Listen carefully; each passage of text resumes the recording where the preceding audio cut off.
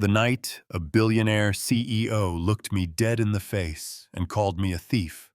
I was holding a violin with one hand and my little girl with the other, and I swear I could feel every pair of rich eyes in that ballroom slide right through me like I was glass. He didn't yell, he didn't make a scene, he just went still like something inside him snapped into place, and he said, "How do you know that song?" Then my floor manager tried to fire me in front of 200 donors, and the CEO stepped in between us like a blade, not to save me, but to demand the truth. And if you've ever been underestimated so hard, it felt like you stopped being human, you already know where this is going. You know what I mean? My name's Tessa Brooks. I'm a single mom in Chicago, and I make my living doing the kind of work that keeps other people's lives shiny. I clean, I cater, I wipe fingerprints off glass walls and carry trays through rooms. I can't afford to breathe in. I've learned how to smile without taking up space, because taking up space has a cost when you look like me. That night, I was staffing the Whitaker Foundation's Christmas fundraiser at their downtown tower, the kind of event where the centerpieces have their own lighting, and the desserts look like tiny sculptures, and the staff is expected to move like shadows, quiet, efficient, grateful. My sitter canceled last minute, and my daughter Layla had a fever earlier that week, so I didn't have many options. I brought her with me, tucked her near the coat check with her headphones and her beat-up stuffed rabbit, and I told her, "Just hang tight, baby. We'll be out before the auction starts." And she nodded like she always does, trying to act grown. But she's 8, and that kind of room can swallow a kid whole. About an hour in, while I was balancing a tray of champagne flutes, some guy in a tux stumbled backward, laughing too loud, and he backed right into Layla. She fell, scraped her knee on the marble, and she didn't just cry, she froze like her body forgot how to breathe. Her little hands started shaking, and people stared with that annoyed look like my child's pain was bad etiquette. I dropped the tray on a service cart and crouched down in front of her, whispering, Hey, look at me, you're okay. You want the snow song, because that's what she calls it, the snow song." And she nodded, biting her lips so hard it turned pale. Now here's the part where I tell you I made a smart decision, but I didn't. I did the mom thing, the desperate thing, the thing that makes sense in your bones and gets you punished in real life. There was a small quartet scheduled to play later, and backstage I saw a violin resting in an open case, probably worth more than my car, probably insured by people who never had to beg for anything. And I knew I shouldn't touch it, I knew it. But my daughter was spiraling, so I lifted it, tucked it under my chin, and I played Winter Lamp soft, at first, barely a whisper, just enough to pull her attention back to me. It worked too. The way it always worked, her shoulders loosened, her breath slowed, her eyes stopped darting, and for a second, the whole world got quiet, not just her, the room. Conversations dipped like someone lowered the volume. Forks paused mid-air, and I felt the air change like the building itself noticed me. Then I looked up and saw him, Grant Whitaker, CEO owner, the face on the foundation brochures, standing across the ballroom, holding a glass he hadn't even lifted, staring at my hands like he was watching a crime happen in slow motion. He started walking toward me, straight line, no hesitation, and I remember thinking, okay, this is it. This is the moment I get escorted out, like I'm dirt on their shoes. He stopped a few feet away, didn't even glance at my uniform, didn't even look at Layla's scraped knee. He looked at the violin and said low and sharp, "Where did you learn that?" I swallowed and tried to keep my voice steady.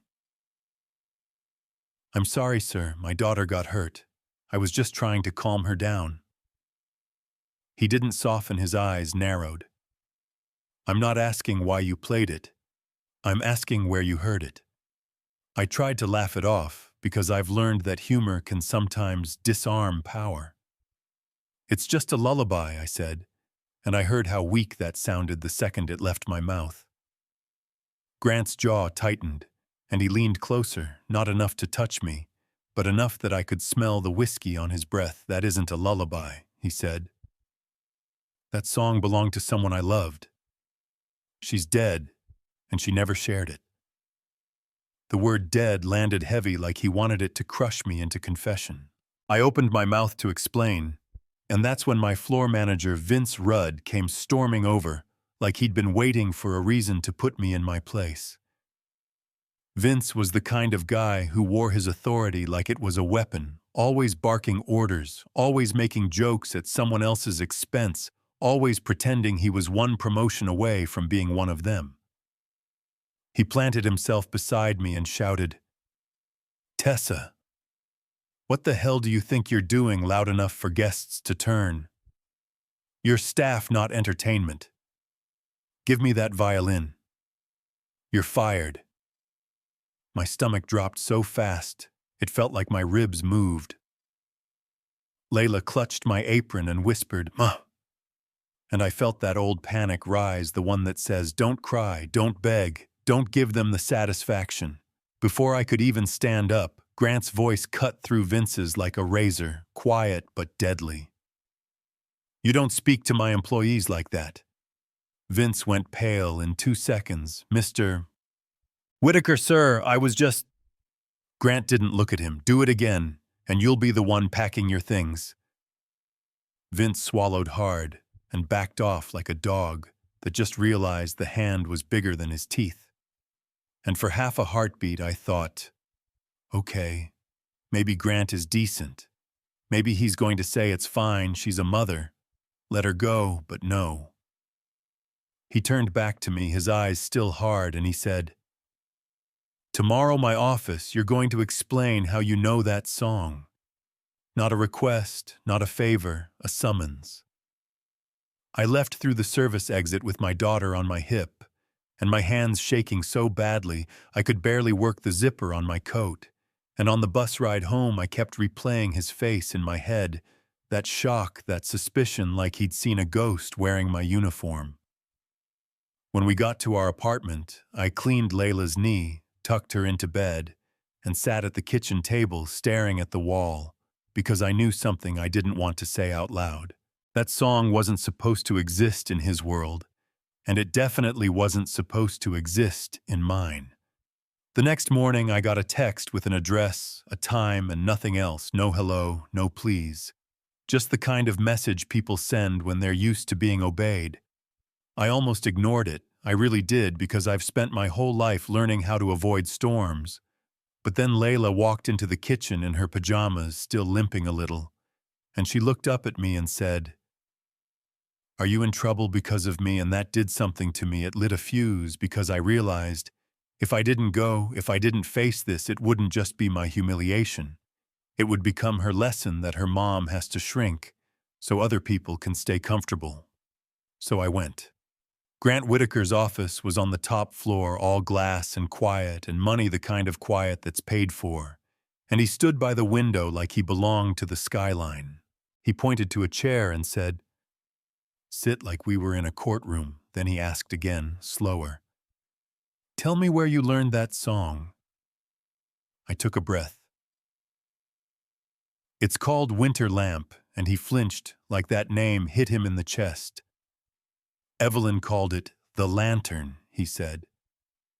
And there it was, the twist I could feel coming, but still wasn't ready for, because Evelyn was a name I hadn't spoken in years, not out loud.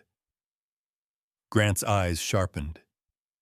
"Did you find sheet music, a recording? Did someone give it to you?"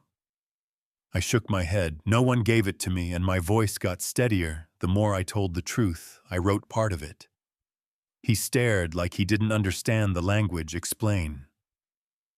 So I did, not the polished version, not the one that makes me easier to swallow, the real one. I told him about being 17 in Newark, broke, crowded apartment, constant noise music being the only place I could breathe. I told him I got a scholarship to Alderwick Conservatory outside Boston, And the first day I walked in, people looked at me like I'd taken the wrong train, like I'd wandered into their story by accident. I told him how I practiced in empty rooms late at night, because daytime was full of whispers, full of eyes, full of that quiet disbelief. And I told him about Evelyn Hart, the conservatory's golden girl, senator's daughter, bright smile always surrounded by people who wanted to be close to her shine. One night she heard me playing in a practice room, not a classical piece, something I was building on my own, and she stepped into the doorway like she owned the air and said, "That's beautiful." Then she asked if I'd help her finish a melody. She was stuck on something personal, something she wanted to gift her boyfriend Grant by the frozen campus lake. I said yes because I was 17, because I was hungry for validation, because when someone like Evelyn says your music has soul, you cling to it like a lifeline. I wrote 8 bars, the bridge, the part where the melody stops being pretty and starts being true, and Evelyn's eyes lit up like she'd just found the missing piece of herself. Then she got quiet and said, "I need you to keep your name out of it." And when I asked why, she smiled like it was obvious. "It's cleaner that way," she said. "People won't understand, you know how they are." And I did know, I knew exactly how they were. And I was terrified of losing my scholarship, so I nodded, and my name disappeared. Grant's face changed while I talked. The anger drained and left something heavier underneath, like grief mixed with guilt. And he said, "Buffa, she told me she wrote it alone." I looked down at my hands, calloused, tired, and I said, "I know." He asked, "Why didn't you come forward when she died?" And I almost laughed because it was such a clean question, from such a messy world. "Because no one would have believed me," I said. "Because I'd already left. Because I was the black scholarship kid people whispered about, and Evelyn was the legacy they protected." He leaned forward. "Why did you leave?" And that's where my voice went bitter. Because leaving wasn't one big dramatic moment. It was 1,000 small cuts, professors calling my playing undisciplined, classmates asking what I did to get in, like talent couldn't possibly be the answer. I started believing I didn't belong, and when you start believing that you stop fighting for your space, you just slip out the side door before they shove you. Grant went quiet for a long time. Then he asked softer, "Why play it last night?" And I pointed at the picture of Layla on my phone like it was evidence, my daughter. I said she was scared, and that song is the only thing that calms her. I wasn't thinking about you. I wasn't thinking about Evelyn. I was thinking about a little girl who needed her mom.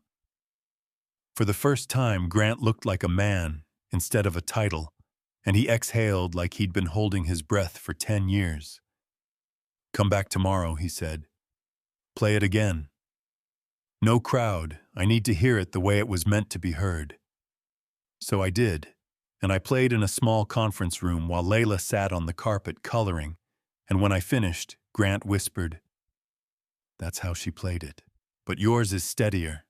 Then his assistant Marisol stepped in and said something about calls from the board liaison, Pierce Langford, about optics, and I didn't even know Pierce yet, but I could feel the threat in that word, like a hand closing around my throat.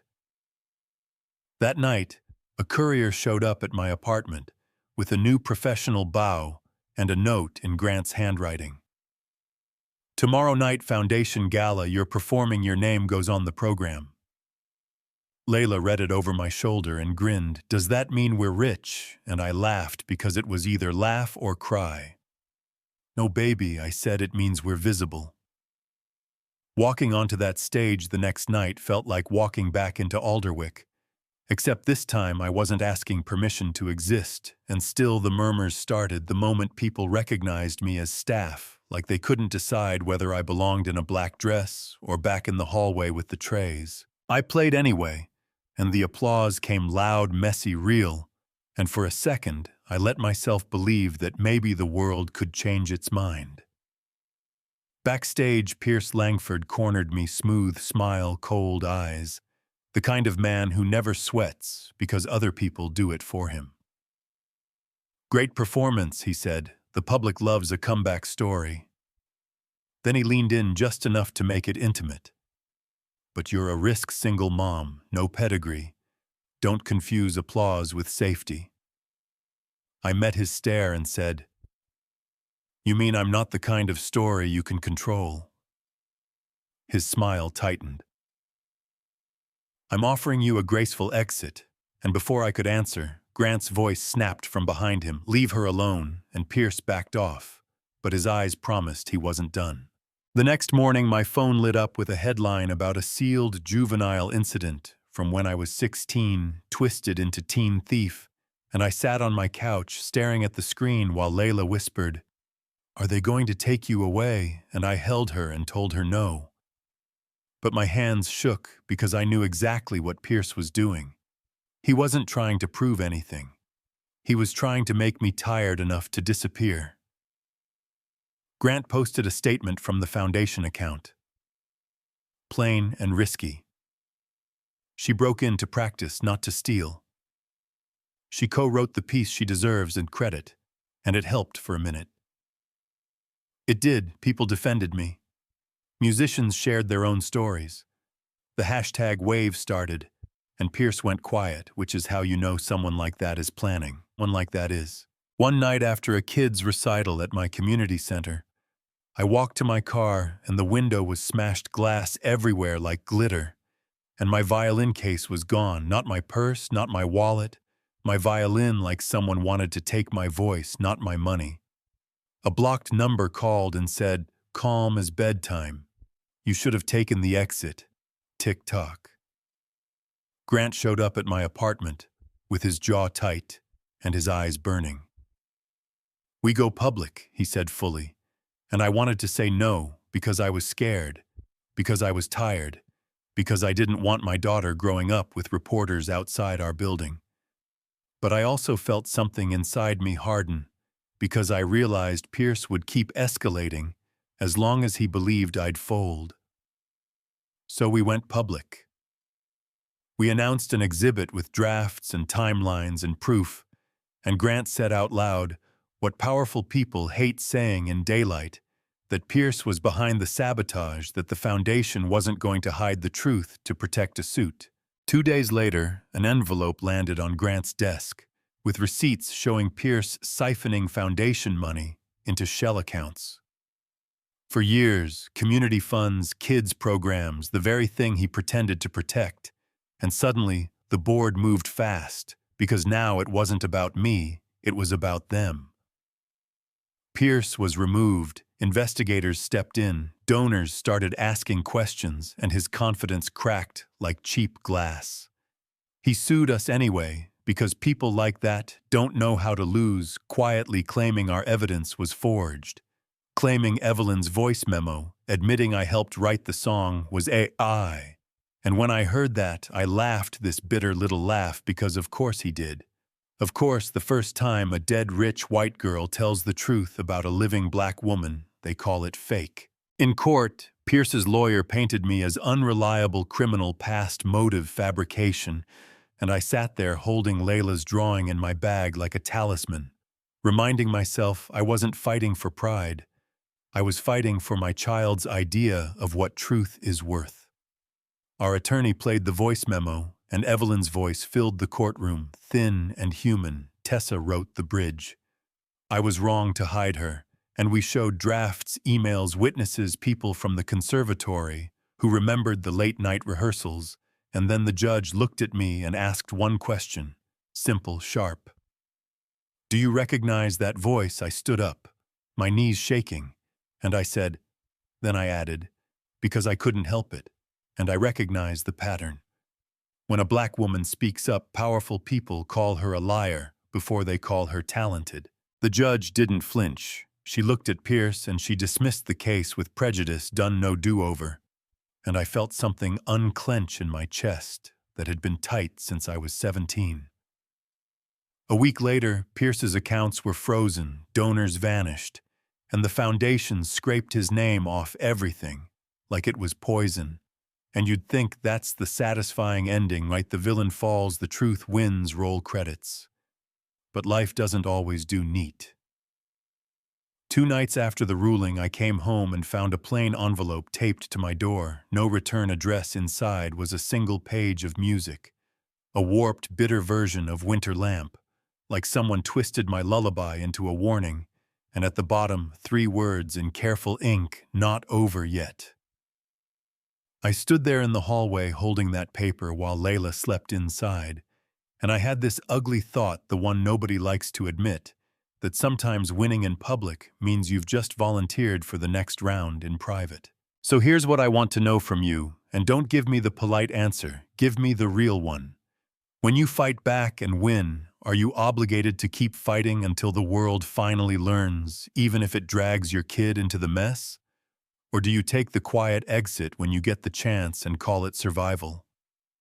Drop a comment and tell me where you stand. Was Grant right to go public, even if it painted a target on us? Was I right to refuse Pierce's graceful exit, knowing he might come back meaner? And what do you think real justice should look like when the system only listens after it gets embarrassed? And if you've ever seen someone underestimated, erased, or judged before they were heard, share your story. I read the comments, I really do. And I want this thread to be a place where people tell the truth out loud. Because silence is how people like Pierce keep winning, and I'm done helping them win. If you made it to the end, hit like, subscribe, and send this to someone who's ever been told to stay quiet just to keep other people comfortable.